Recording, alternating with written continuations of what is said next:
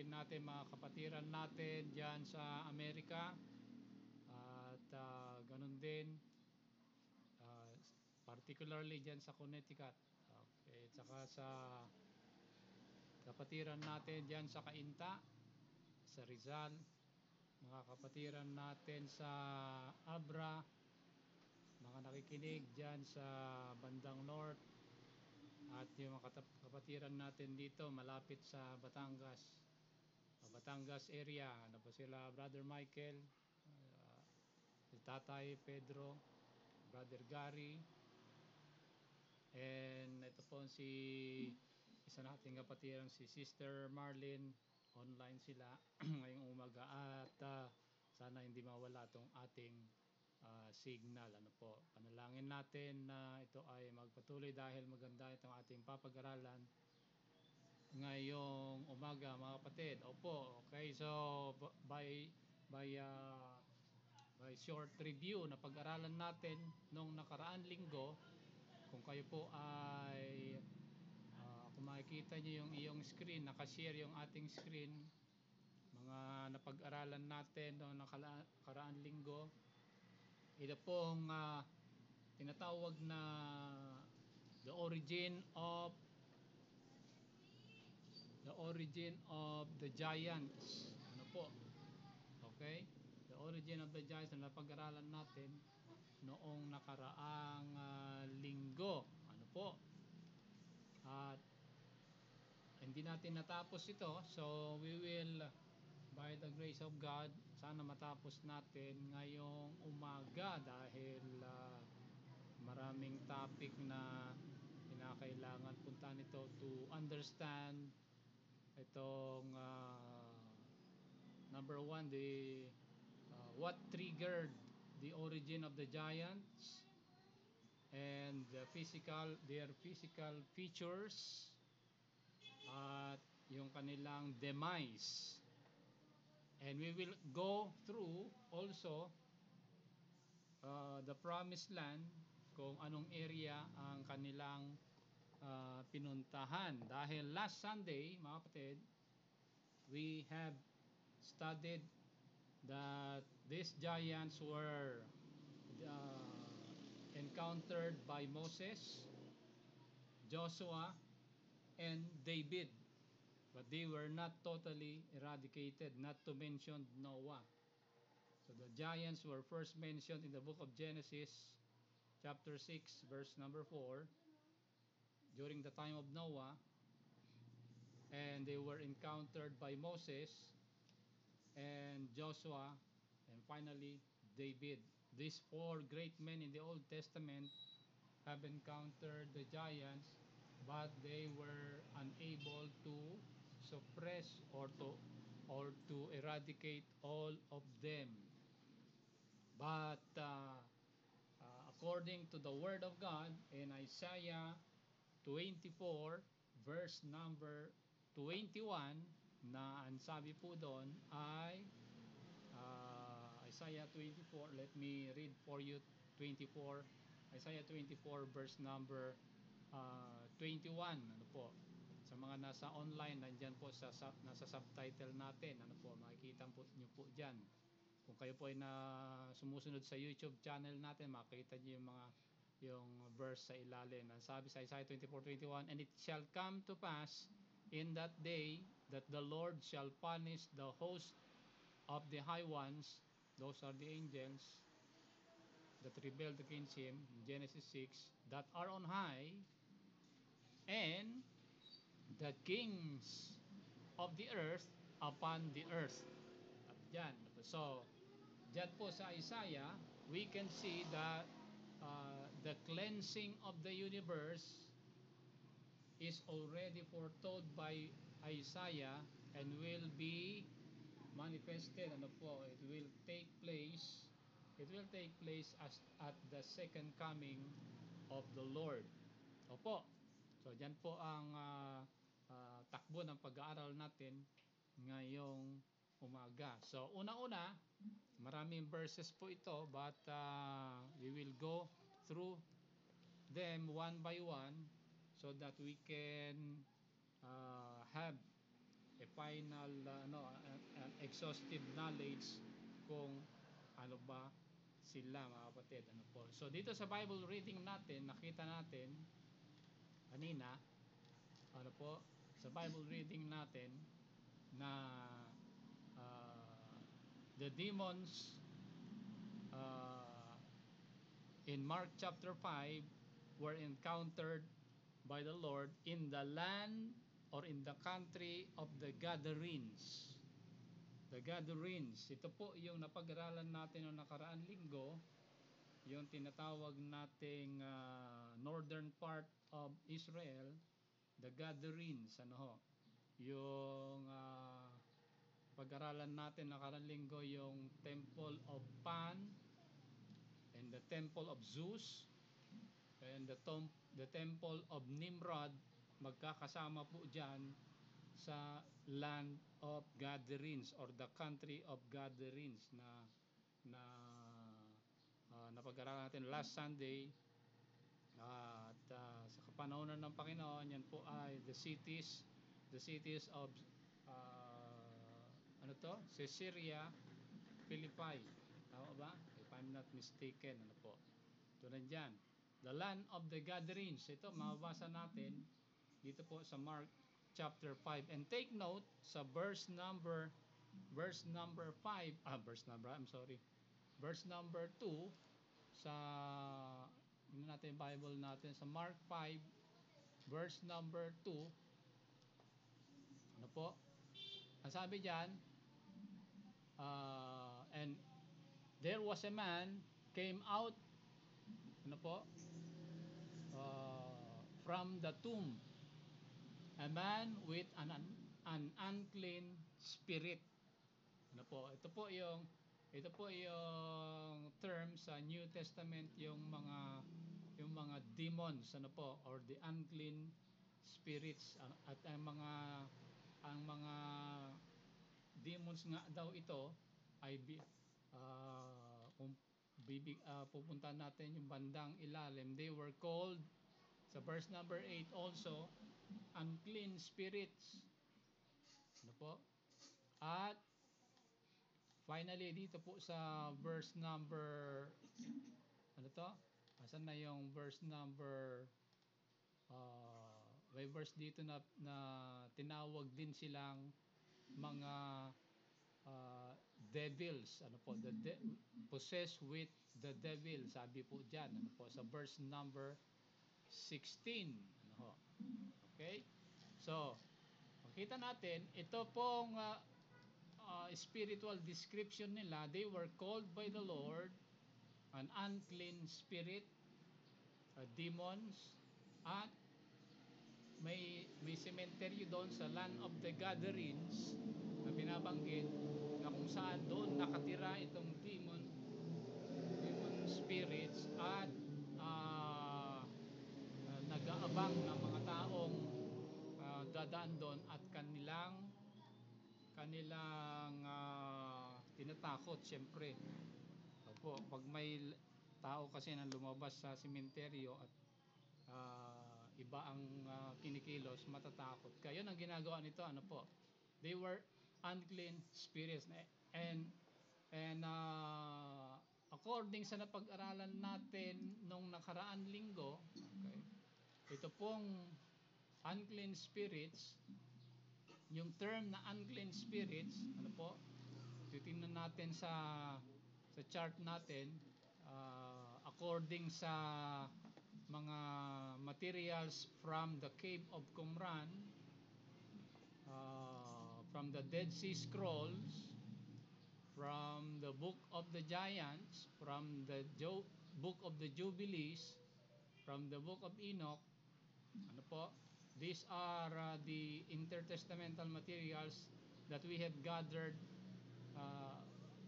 The archaeologists have studied and pointed to us from the time to the 1940s, 47, 48, 1950s until 2010.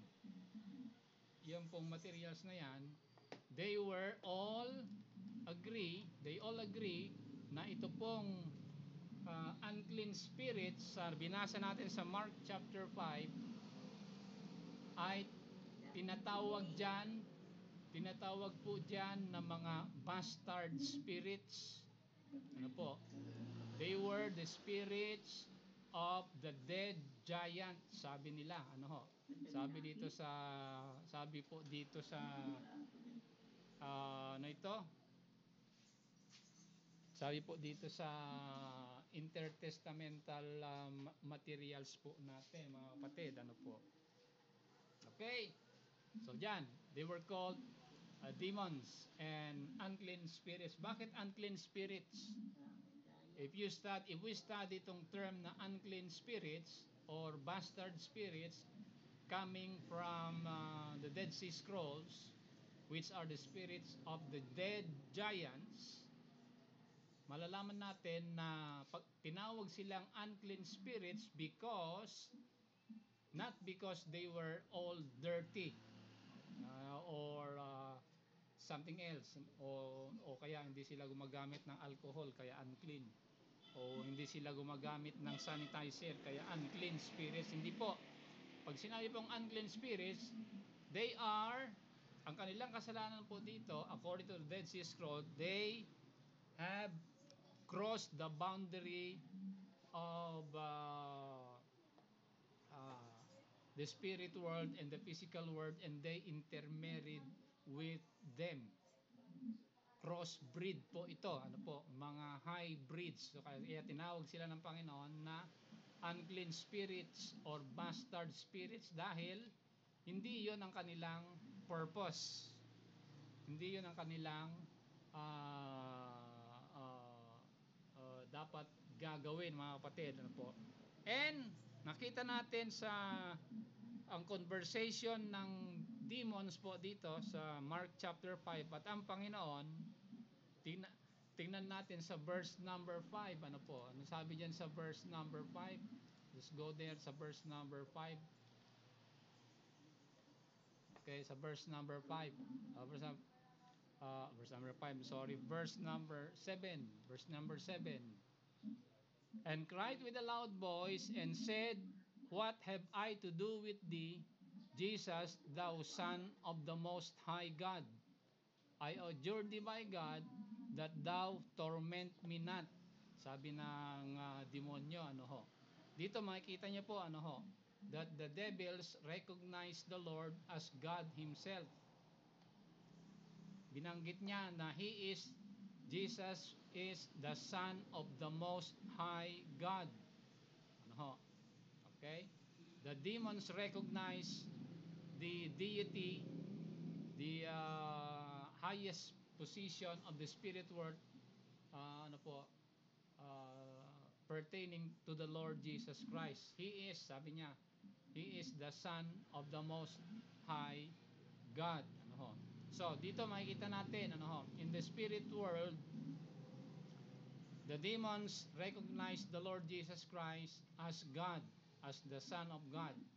Ano ho? Pero hindi sila pupunta sa langit, ano ho? Kahit na alam nila na ang Panginoong Hesus ay Diyos. Ano ho? Diyan natin masasabi na hindi lahat na tumatawag sa pangalan ng Panginoon ay pupunta sa langit. Ano ho? Katulad ng mga demonyong ito, ano ho? They recognize that Jesus is the Son of the Most High God, and hindi lang siya son of God, he is the Son of the Most High God. Saan natin mababasa itong Son of the Most High God? Sa past pag-aaral natin sa Deuteronomy 32. Kung maalala niyo yung napag-aralan natin sa past lessons ho natin. Ano ho? Son of the Most High God is the highest terminology, the highest the highest title of the Lord Jesus Christ in the Old Testament. Kapatid, ano po? Okay? So, totoo yan yung sinabi ni Apostle Santiago in the book of James, na sabi niya, Thou believest that there is one God, thou doest well, sabi ni James. The devils also believe in God and they tremble, sabi niya. So dito makikita natin na hindi lahat ng na tumatawag sa Panginoon, Jesus na Panginoon ay hindi pupunta sa langit. Kinakailangan meron tayo personal na pagkakilala, pagkaalam kung ano ang ginawa niya sa atin, mga kapatid, ano ho. Okay, yun yung hindi alam ng mga demonyo. Hindi nila alam na ang Panginoon ay bumaba para mamatay at ibigay ang kanyang buhay para sa mga mananampalatayang mga tao. Ano ho? Hindi nila alam yon. Ano ho? Nakasulat diyan sa, mabasa natin diyan sa 2 Corinthians na sinabi ni Apostle Paul. Ano ho? So ano ang request? Ano ang request ni ng demons sa Panginoon? Ano ho? Ang sabi niya, I adjure thee by God that thou torment me not. Sabi niya, ano ho? O, nagmamakaawa itong demonyo na hindi siya paparusahan ng Panginoon. Ano ho? Dahil, ang sabi ng Panginoon sa verse number 8, come out of the man, thou unclean spirit. So, yung term na unclean spirit, again, is recognized by the Lord na ang sinasabi ng Panginoon, itong mga demonyong ito ay merong ginawa na karimarimarim na kasalanan na hindi po pinahintulutan ng Panginoon at ginawa nila. Yan yung napag-aralan natin sa Genesis chapter 6 and Genesis chapter 11. Ano ho? Okay? Yung tinawag silang unclean spirit. They cross the boundary by intermarrying or having a sexual relationship with humans. Ano ho? Unclean spirit. And so the Lord says, what is thy name? Okay, sa verse number 9, ano ho? Oh, tingnan nyo ha. Tinanong ng Panginoon yung demonyo, hindi dahil hindi alam ng Panginoon yung pangalan niya. Okay, merong idiom na alam natin na nagsasabi na don't ask question if you do not know the answer of the question. Okay? Based yan sa idiom ng if I'm mistaken to the Jewish idiom, ano ho. Don't ask question if you do not know the answer of the question, sabi ng mga Amerikano, ano ho. Okay, wag kang magtanong kung hindi mo alam yung sagot sa tanong. Okay? So dito applied yan, ano. Ang sabi ng Panginoon, what is thy name? Hindi dahil hindi alam ng Panginoon ang pangalan niya, ano. Ang ginagawa ng Panginoon dito, He is subduing the unclean spirit. Kasi ang mga unclean spirit, mga unruly yan eh. Okay? Hindi mo alam kung ano sinasabi nila, ano ho. Pag makipag-usap ka sa taong merong demonyo sa katawan or demon possessed, ano po, ay hindi mo maintindihan, walang logic ang kanilang pagsasalita pag kinausap mo sila. So the Lord is subduing the unclean spirit. Nung sinabi niya, what is thy name? O kaya sinasabi ng Panginoon, answer me directly. Walang paligoy-ligoy. Hindi pwede sabihin yung I do not know your honor. Hindi pwede yon. Okay? So gusto ko, sabi ng Panginoon, kung ako ang Son of the Most High, sabi ng Panginoon, sumagot ka ng maayos sa akin, sabi ng Panginoon. So, no, what is thy name? Sabi niya. Sabi ng Panginoon. So, sumagot yung demonyo. Sabi niya, my name is Legion, for we are many. So, dito, pag sinabing Legion, ibig sabihin, ang demonyo na nakatira sa katawan ng tao, marami. Legion, my name is Legion, for we are many. Huwag ipapangalan yan sa tao, ano ho. Pangalan yan ng unclean spirit. Pangalan yan ng demonyo, Legion, ano, o kaya pwede yan pangalan mo sa aso. What is thy name? My name is Legion, for we are many, sabi ng demon spirit, ano ho. And then sa verse 10, tingnan niyo po, ano ho. Tingnan sa verse 10, ano ho. Sa verse 10, nagmamakaawa yung si Legion, yung demon na, ang sabi, wag mo kaming itaboy. Sabi ng mga demonyo, ano, wag mo kaming itaboy palabas sa bansang ito. Sabi niya, ano.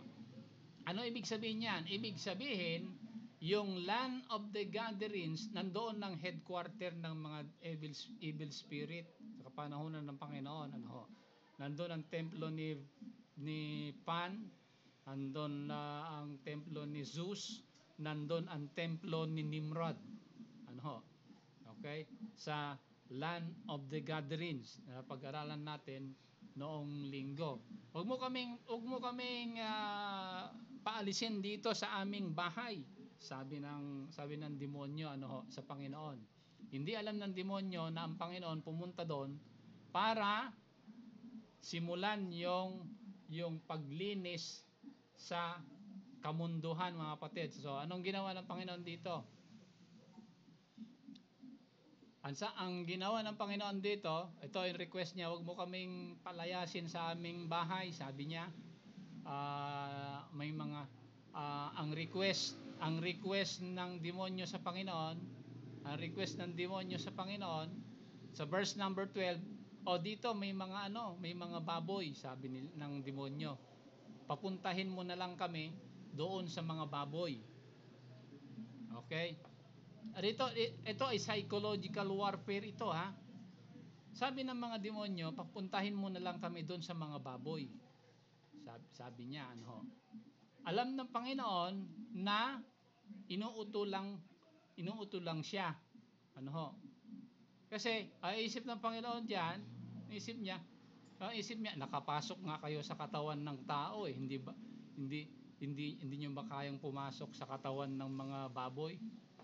Okay? Pero nasa isipan ng Panginoon, Okay. So, ang sabi ng Panginoon, tingnan niyo dahil alam ng Panginoon yung takbo ng isip nila, dahil He is the Son of the Most High, yung request nila na hindi sila paalisin, hindi ibinigay ng Panginoon. Tingnan niyo sa takbo ng pag-uusap nila, ang request ng devil spirit, wag mong pagbigyan pag nag-request sa'yo. Dahil uutuhin ka niyan. Okay? Ang mga demonyo yan ay mga walang salita. Iba yung sinasabi, iba yung ginagawa. Ano po? Tingnan niyo, sabi ng demonyo, huwag niyo kaming paalisin sa lugar namin.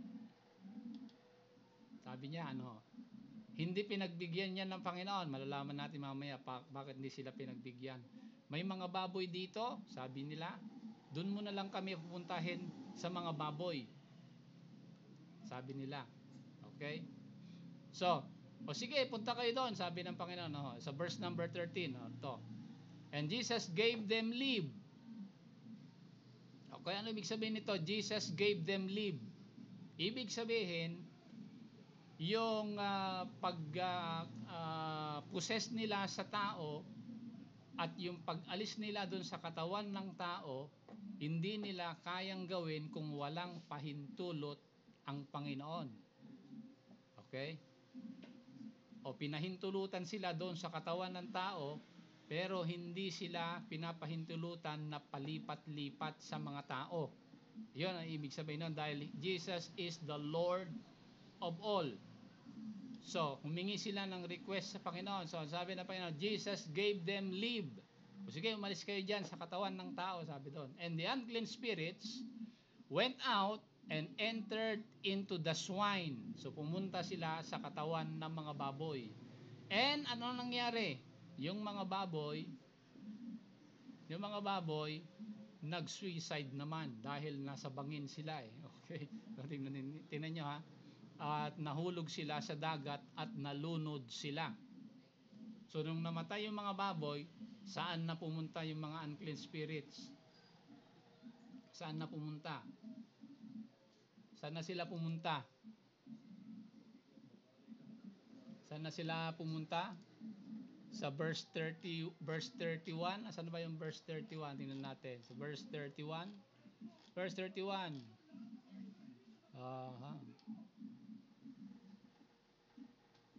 Verse 30. Ay, so I'm sorry. Hindi verse 31 yan. Hindi Mark 'yon, hindi Mark. Sa ano 'yon, sa Luke 8, sa Luke 8:31. Tingnan natin ha, balikan natin 'to. Kasi kinakailangan mapuntahan natin 'yan at makita natin sa Luke 8:31.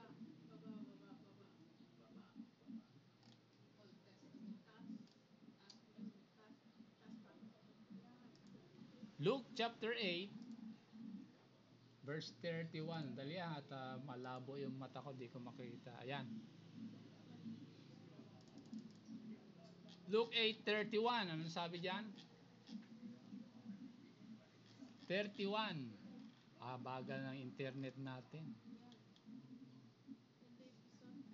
And they besought him that they would not command them to go out into the deep. Ito ay parallel story ni Legion. Ito, what is thy name? Nandiyan sa verse 3. So si Legion din ito. So sa ano to? Sa sulat ni Luke, ang sabi sa 8:31, the devil spirits besought the Lord that he would not command them to go out into the deep. Okay, yan yung request niya, no? Pumunta sila, okay, sa kailaliman. Saan ba yung back dito?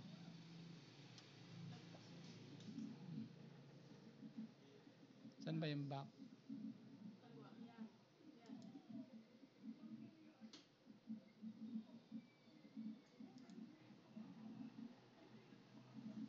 Yon, balik tayo sa Mark chapter 5.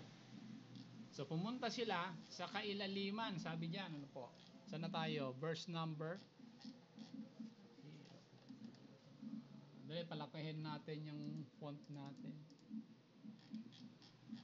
Anong verse na tayo? Ayun, sa verse number, they were choked into the sea. Ano ho? Okay. So ayan, pumunta sila sa kailaliman. So yung mga evil spirit, pumunta rin doon, sabi ni Luke, sa, ano sabi ni Luke? Into the deep. Ano yung into the deep? Nung namatay yung mga baboy, yung spirits na yung mga demons naman na nagpossess sa mga baboy, pumunta sila sa abyss. Ano po? Pumunta sila sa depths of hell. So, yan yung may sinasabi natin kanina na ang sabi, he besought him much that he would not send them away out of the country. Ano po? At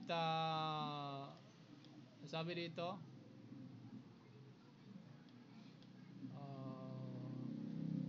hindi pinagbigyan ng Panginoon yung kanilang, sabi ko kanina, hindi pinagbigyan ng Panginoon yung kanilang mga request. Ano ho? Okay? Na to send them out of the country. Ang ginawa ng Panginoon, yung una na lang request, yun ang ginawa ng Panginoon sa kanila. So, ito yung lesson natin when you are dealing with an unclean spirit of a demon-possessed person. Okay? Kinakailangan you must be able to subdue him by the power of the Lord at by the power of His Word. Ano po? Kinakailangan yan ang so yan ang story ni Legion, ano po. So ngayon puntahan natin yung saan ba nagsimula ito?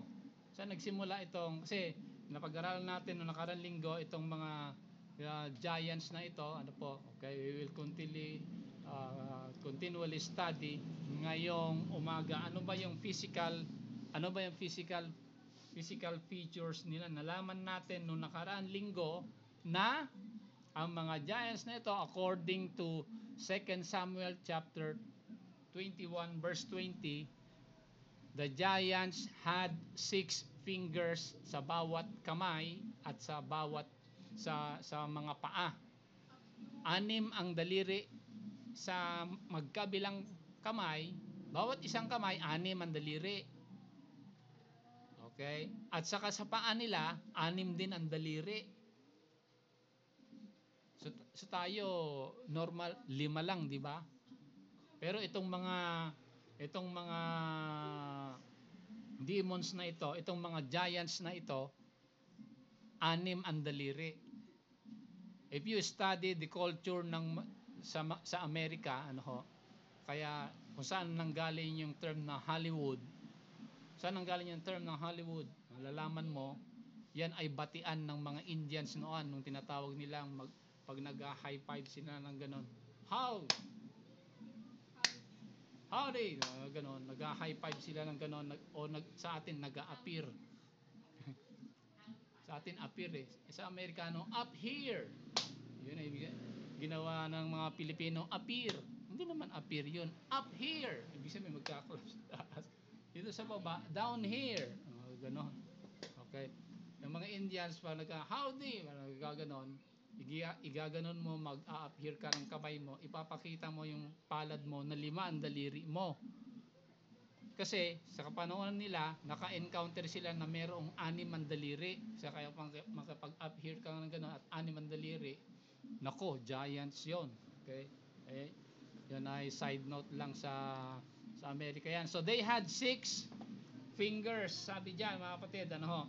At according to Amos chapter 2 verse number 9, if you would go to Amos 2 verse 9, ang mga giants nito ay kasing taas ng mga cedars, sabi. Okay? As tall as cedars. Ano ba yung cedars? Ang cedars yan ay kahoy sa Israel, sa Middle East. Parang ano yan, sa atin parang acacia yan eh, parang acacia. So, ang mga giants daw nito kasing taas ng puno ng acacia. Okay, diyan galing yung legend sa atin na pag mataas ang kahoy, may nakatira daw na kapre. Okay. Diyan 'yon galing, ano. Totoo 'yan, may mga ano 'yan, mga demons spirits 'yan, ano ho. Okay? Hindi lang kwento-kwento 'yan, ay according to the word of God, ano ho. At according to Second Chronicles, hindi natin pupuntahan to para makatipid tayo sa oras. According to, puntahan nyo sa inyong personal study.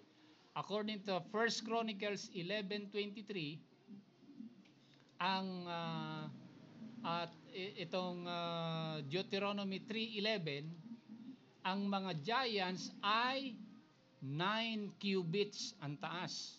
Hindi na pag-aralan natin nakaraang linggo. Ibig sabihin na 9 cubits and a span, sabi niya doon, ano ho, okay? Sa First Chronicles 11:23, yung mga Egyptians 5 cubits, yung mga Amorites 9 cubits and a span.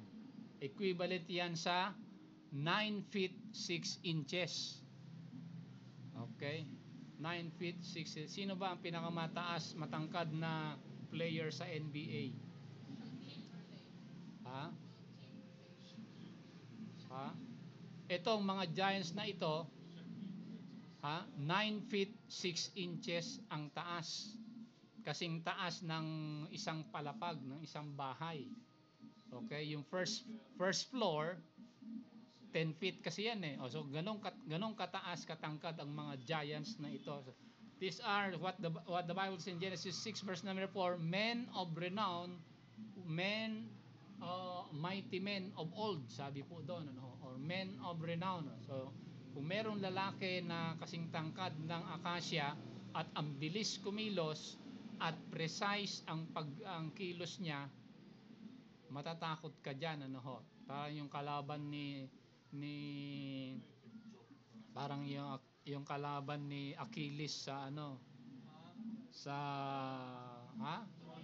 sa Troy. Okay? Yung giant na yon. Ganito yan, ano ho. 9 feet 6 inches, sabi po diyan, ano ho. So, pupuntahan natin as a physical description naman, gaano naman kasi napag-aralan natin si Goliath noong nakaraan linggo, ano. Si Goliath meron siyang spear, may sibat siya, at yung kabuuan ng sibat ni Goliath, yan ay tumitimbang ng 37 pounds. 37 pounds, tama, ano. Yung pinakaulo ng sibat niya, yon ay 18 pounds. Ibig sabihin, yung pinakaulo ng sibat ni Goliath, silver, pure silver kasi yan, kasing bigat ng 8 kilo. Okay? So, ihahagis mo yun, 8 kilo. Ulo lang yan. Pag yung kabuuan ng sibat niya, 37 pounds. So, humigit kumulang, itong sibat ni Goliath, mga lagpas ng 20 kilo. Okay, ang sibat niya. O kaya naman, oo, kalahati. Oo, kalahati ng isang kaban. Yan ang sibat niya. At saka yung, according ito sa ano sa ano ba ito?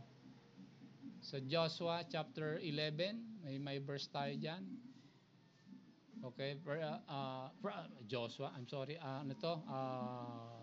1 Samuel chapter 17 and verse number 7, at saka yung armor niya, yung armor ni Goliath, okay, ay 272 pounds o kaya 123 kilos. Ano 'yon? Yung armor lang ni Goliath kasing bigat na ng 2 tao. Okay?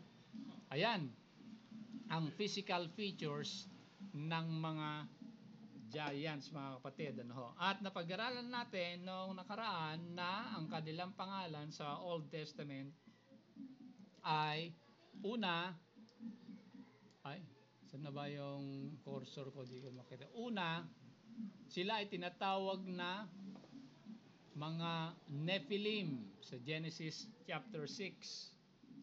Nephilim or the Giborim or your mighty men na tinatawag doon. The Hebrew there was Giborim or mighty men, men of renown, mga Nephilim or giants or the fallen ones, Nephal, ang singular form niyan. Sila po ay naging sa Genesis 14 verse number 5, tinawag din silang mga Rephaim. Mga Rephaims. Okay?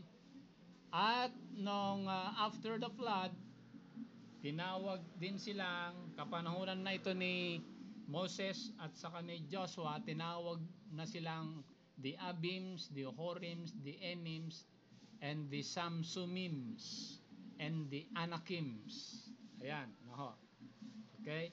At nung kapanahunan ni Joshua, puntahan natin yung promised land. Dito tayo sa promised land. Sa kapanahunan ni Joshua, tinawag silang mga Hittites, mga Jebusites, mga Amorites, and mga Amalekites. Yung mga Amalekites dito sa bandang Gaza, sa boundary ng Egypt at saka ng Israel, mga Amalekites yan. Okay? At Canaanites naman, dito na sa area ng Bashan. Dito natin makikita yung tinatawag nating yung pinapag-aralan nating land. Ito yung land of the Gadarenes. Yung Bashan.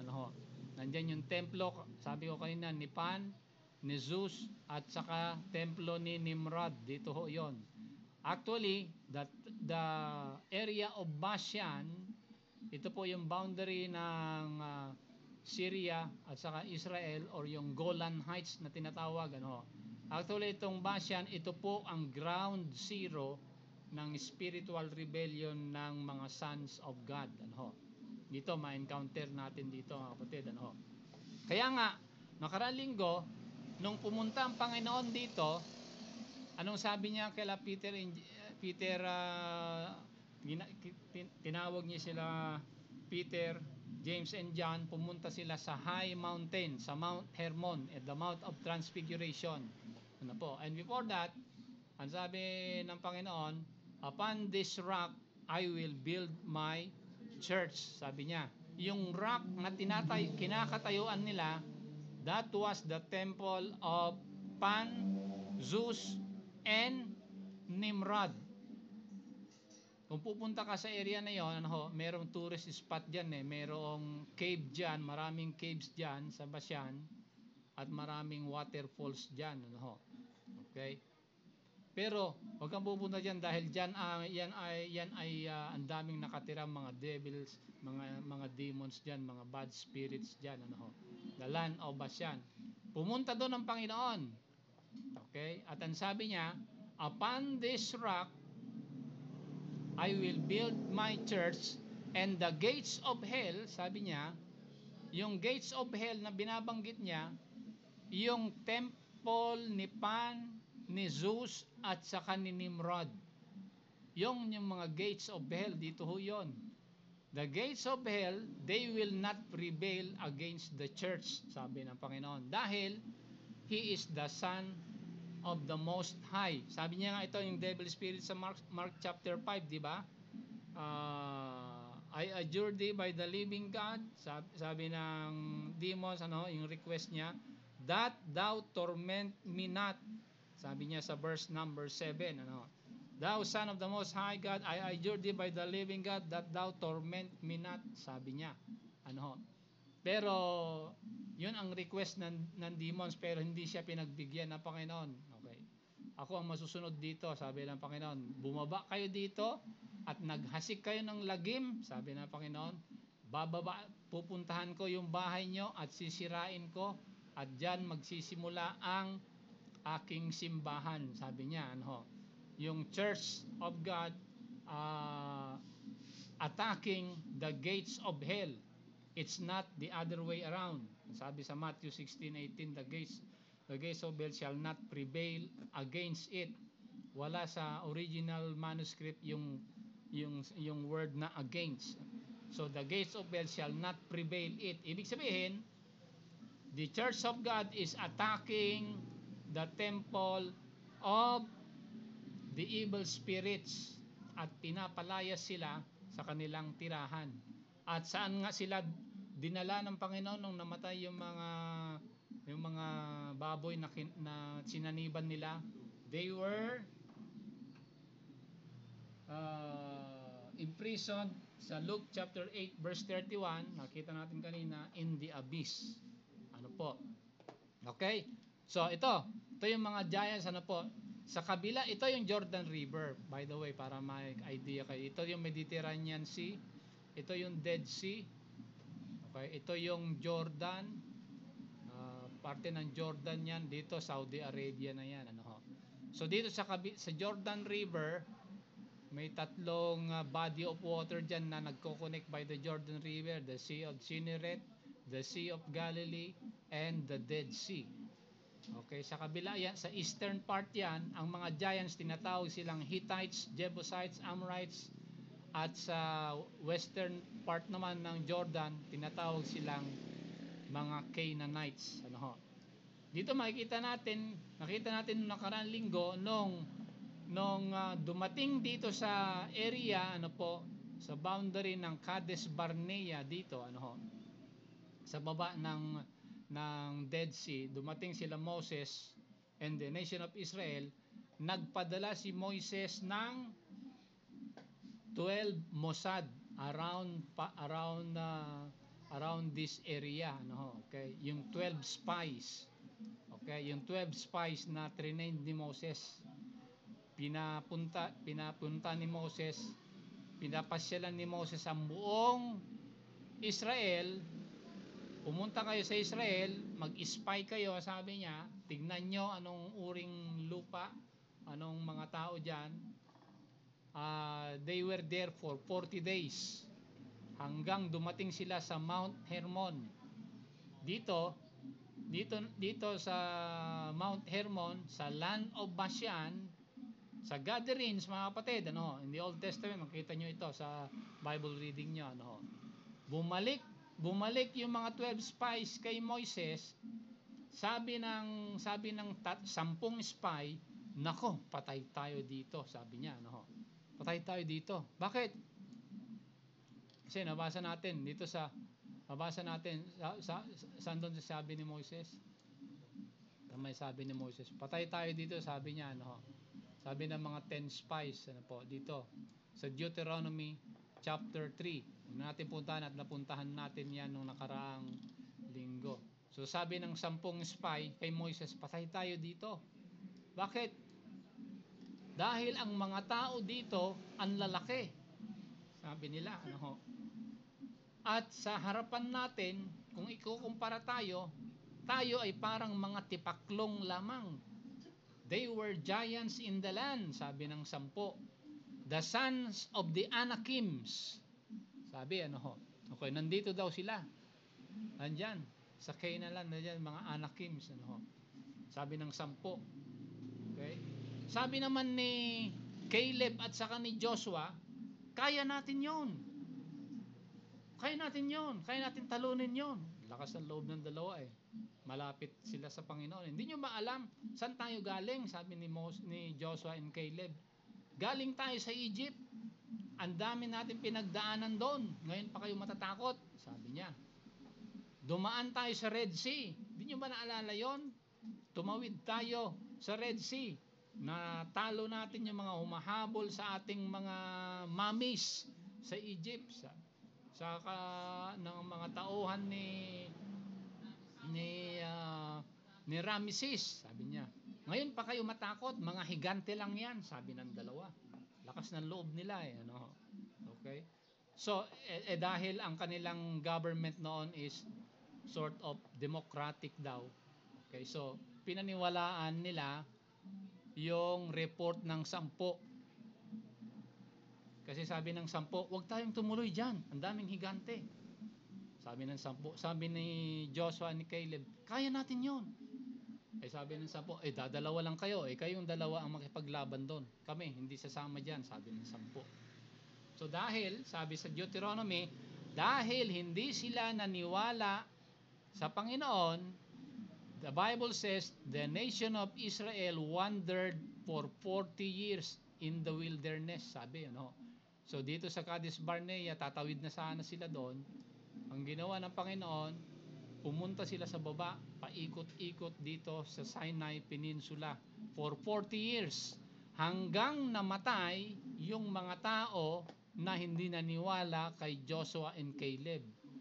Nung namatay na sila, okay, sabi ng Panginoon, balik kayo doon. Wala na yung mga hindi naniniwala sa akin, sabi ng Panginoon.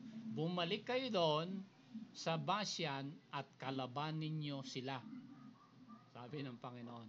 Para malaman ng tao sa buong mundo na ang pamamaraan ng Panginoon ay hindi sa dami ng tao. Okay? Ang aking gobyerno, sabi ng Panginoon, is not democratic. Ang aking gobyerno is theonomy. Okay? Theonomy ang government ng Panginoon. So, sabi ng Panginoon kay Moses, Joshua and Caleb, namatay na yung mga taong pumipigil sa inyo na hindi tumawid ha. Yung mga hindi naniniwala sa akin, namatay na sila. Bumalik kayo doon sa Basyan at kalabanin nyo yung mga higante. Okay? Yun. Yun ang nangyari, ano ho? Yun ang nangyari. Kaya kung pupuntahan nyo yung buhay ni Joshua. Dito po, ano po, sa buhay ni sa Joshua, itong mga verses ipapakita, wag natin puntahan dahil mahaba pa tayo. So Joshua 13 verse 12, Joshua 12 verse 4, Joshua 11, 21 and 22. Anong sabi ni Joshua? Ano po, nung namatay na si Moises, si Joshua na lang ang nagpatuloy. Okay? Si Moses hindi rin nakatawid sa promised land, ano ho? Hindi rin nakapasok doon dahil ang kasalanan niyang sabi doon sa sa Old Testament, pinalo niya yung bato ng 2 beses. Okay? Sabi kasi ng mga Israel, nauuhaw na kami, wala kaming tubig. Sabi ni Moses, puro kayo reklamo ng reklamo. Ito, pinalo ni Moses yung bato 2 beses. Mali, kasi ang instruction ng Panginoon, may bato dito, papaluin mo lang ng 1 beses ha, sabi ng Panginoon. Sa galit ni Moses, hinampas niya 2 beses. Naku, nalimutan ko, sabi ni Moses. Okay. Kasi yung pagpalo ni Moises sa bato is a symbol of the crucifixion of the Lord. Isang beses lang dapat mamatay ang Panginoon, hindi dalawa, sabi niya. Ginawa mong dalawa sabi. So dahil diyan, yan ay form ng hindi paniniwala sa akin, sabi ng Panginoon. Ano po? So, because of that sin ng presumptuous sin ni Moses, hindi nakapasok si Moises sa promised land. So, pinagpatuloy yan ni Joshua. At ano ang measurement ng success ni Joshua sa Joshua 11:21 to 22? At sabi po doon, there were no more giants in the land. Okay, ano ibig sabihin ni Joshua? Pagdating nila dito, okay, nung pinuntahan nila yung land of Bashan, okay, there were no more giants in the land. Wala na yung Canaanites. Ang giants lamang nandito lang sa kabila, yung mga Hittites and the Jebusites and the Amorites. Okay? Yan sa kapanahunan ni Joshua. Okay? Sa mabasa natin diyan, nandiyan din yung Bashan, ano? Yung mga nakatakas dito, kasi nga hindi po na annihilate lahat ni Joshua yung mga giants, ano ho? Okay? Nandito pa, may natitira pa dito yung mga Hittites, the Jebusites and the Amorites, ano ho? And the Amalekites, by the way, ano ho? Yung Amalekites, if I'm not mistaken, dito yung tribe na pinanggalingan ni Goliath. Okay, I'm not mistaken. So yan yung term naman ni David, si Goliath of God, giant, na napag-aralan natin yan kanina, ano ho? Sons of the Anakims. Okay? Yan ba yun? Yung mga Anakim dito, yung mga giants na yan, mga kapatid. Ano po? So, lesson natin, dito, nakita natin itong physical features nila. So, nagkalat ang mga giants yan in the Old Testament. Ano po? And, yung demise nila, tingnan natin yung kanilang demise. Ano ho?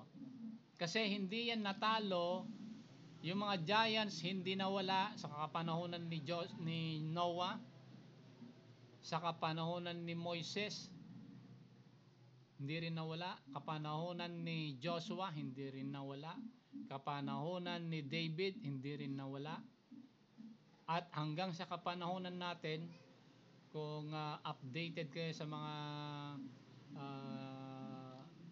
area of study sa pag-aaral natin, may mga giants pa rin ngayon, ano ho. Hindi katulad nung Old Testament na ang giants noon ay fierce and mighty and super strength, ano ho. Iba na yung mga giants ngayon, ano ho. Okay, kung di tayo mag-iingat, maanohan tayo diyan, ano ho. Yung mga pag namatay ang mga giants in the Old Testament, ito yung ni-recognize na Panginoon na itong mga spirits ng dead giants, they were the demons in the New Testament. Ano ho? Ito yung mga sumasanib sa mga tao sa kapanahunan natin. Ano ho? Mga maliliit na, mga mahinang evil spirits ito. Kahit na mahina sila, mas malakas pa sila kaysa tao. Okay? Yan yung mga demons, mga dead spirit. They were confronted by the Lord. Anong ginagawa nyo dito? Sabi ng Panginoon sa Mark chapter 5. They were in the land of the Gadarenes. Gadarenes dito sa Bashan. Bashan is the Old Testament term for Gadarenes. Ano? Pumunta doon ang Panginoon, okay? O kung saan bumaba ang mga fallen angels noon at maghasik ng lagim, doon din pumunta ang Panginoon in the New Testament para wakasan yung kanilang paghahasik ng lagim. At papaano winakasan ng lagim ang kinakalat ng mga demonyo? Dito po makikita natin, mga kapatid, ano ho. Sabi niya doon, this was promised by the way by Isaiah in Isaiah 24 verse number 21, where the Bible says, "And it shall come to pass in that day." What day? The second coming of the Lord. Ano ho?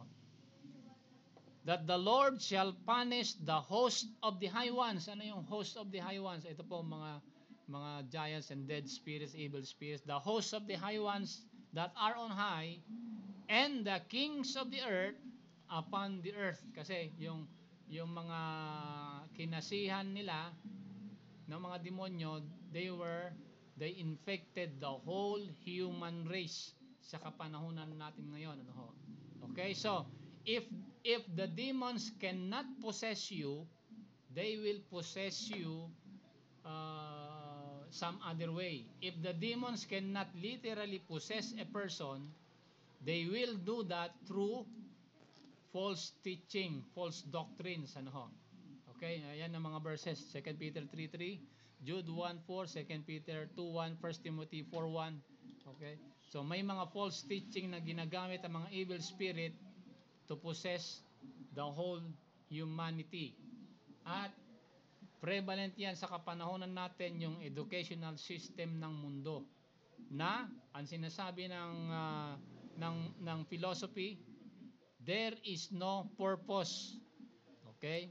Sabi ng mga naturalists, there is no ano ito? Walang purpose, walang ano yung isang term nila?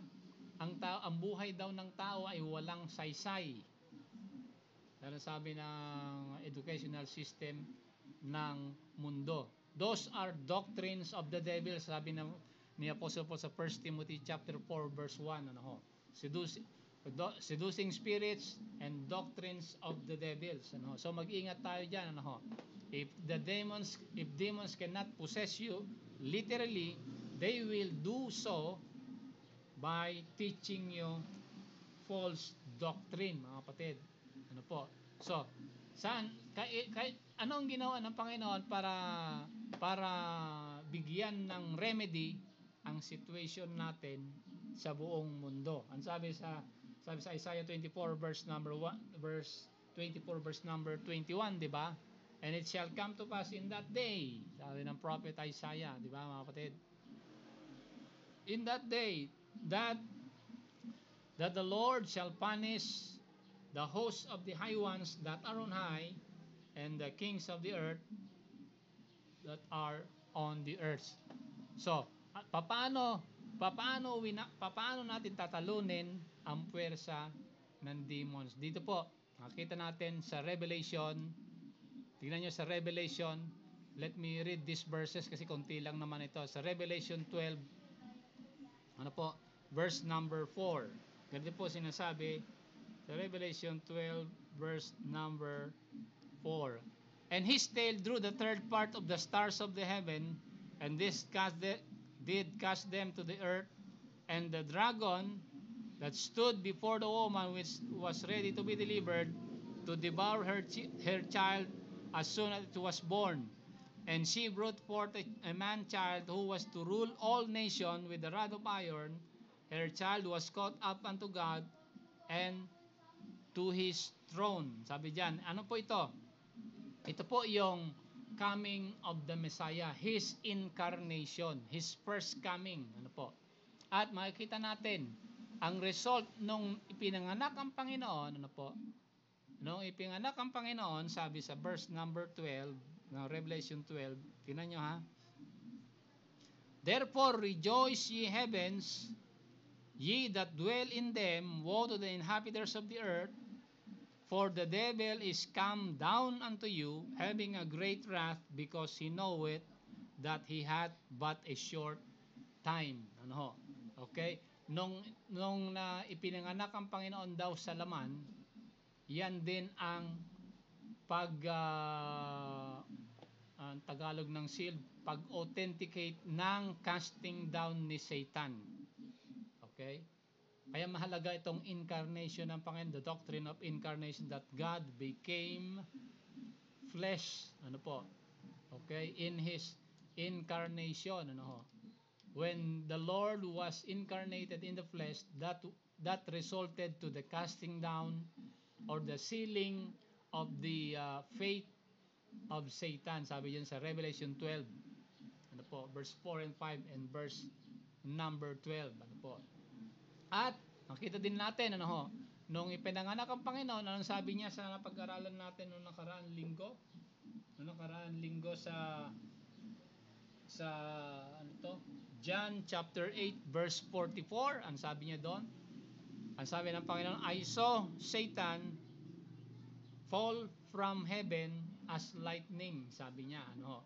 So, that attests to the fact that the incarnation of the Lord was the casting down of Satan from heaven. Ibig sabihin, hindi na katulad nung kapanahonan ni Job. Nabasa natin sa pag-aaral natin nakaraan, ano po, sa kapanahonan ni Job, si Satan nakakapasok pa sa langit. Okay? Nakakapasok pa sa langit, sinusumbong niya si Job sa Panginoon. O tingnan mo si Job, walang ginagawang matino. Sabi na ni Satan sa Panginoon. So, okay, so but when the Lord was incarnated, nung nagkatawang tao ang Panginoon, mga kapatid, nung nagkatawang tao, that resulted to the casting down of Satan. Kaya mahalaga ito, niniwala tayo ito na ang Panginoon naging tao. Okay? Dahil nakita, sabi niya, ano, when He was incarnated, He saw Satan fall from heaven as lightning. Ibig sabihin, sabi diyan sa Revelation 12 verse 12, the devil knoweth that he has but a short time, sabi niya, ano. So sa kapanahon natin, kaya ang daming kaguluhan ngayon dahil sa ginagawang ibang doktrina pinapakalat ni Satan. Alam niya kasi na maiksi na lang ang panahon niya, itatapon na siya sa dagat-dagatang apoy, ano, in the lake of fire, sabi diyan, ano po. So His incarnation sealed the casting down of Satan, and His death, nung namatay ang Panginoon, according to 2 Peter chapter 2 verse number 4, basahin ko, ano po, sa 2 Peter 2 verse number 4, ang sabi ng Apostle Peter, for God spared not the angels that sinned, and cast them down to hell, and delivered them into chains of darkness, to be reserved unto judgment. Ano ho? When Christ died on the cross, ayan, yung faith naman, the incarnation sealed the faith of Satan, but His death, the death of the Lord on the cross, sealed the faith of the Nephilims, of the giants, of the demons. Kaya mabasa natin dito, ano, sa 1 Peter 3 verse number 19, na ang sabi ay ganito, basahin ko po, ano po, by which also he went and preached unto the spirits in prison. Okay, so nung namatay siya, pumunta siya doon sa depths of hell, at anong sabi ng Panginoon sa kanila? Dito na kayo nang walang hanggan, di na kayo makakaalis because of His death. Ano po? So, His death paid the penalty for the salvation ng mga tao and sealed the fate of the Nephilims. And by the way, pangatlo, ano ho? By His resurrection, He defeated death. Ang sabi diyan ni Apostle Paul sa 1 Corinthians 15:54 and 57, ano po? That death will be the last enemy to be destroyed. Ano po? Death will be destroyed. Ayan, sabi sa Revelation, and death and hell will be cast into the lake of fire. Ano? Ibig sabihin, this whole universe, ano po, tatanggalin yung law of entropy at itahahagis ng Panginoon dito sa lake of fire. At finally, ano ho, at the end of Revelation, makikita nyo, at the end of Revelation, the Edenic paradise will be restored. The Garden of Eden that was lost during the time of Adam will be restored at the coming of the Lord. Mababasa natin dyan sa Book of Revelation. Mababasa natin sa Book of Revelation, mga kapatid, na pag bumaba na yung bahay ng Panginoon dito sa lupa, kakaroon ng eternal peace ang lahat, dahil death is already destroyed. It shall be cast down to the lake of fire. Maaalis na yung decay, corruption, suffering sa buong mundo. Bibigyan na ng hangganan ng Panginoon yung paghihirap ng tao, yung sakit na dinadanas natin, yung kahinaan na dinadanas natin, bibigyan na ng katapusan ng Panginoon. But that was made possible dito po in in the incarnation, death, and resurrection of the Lord. Kaya nga mahalaga, mga kapatid, ng bawat isa sa atin nakakilala tayo ng personal sa Panginoon. Hindi po sapat yung naniniwala ka lang sa Diyos. Hindi sapat yon. Nakita naman natin dito sa kwento ni Legion, di ba? Naniniwala siya sa Panginoon na siya ay Diyos, pero siya ay papunta sa impyerno. Bakit? Ano ang kulang kay Legion na dapat meron tayo ngayong umaga?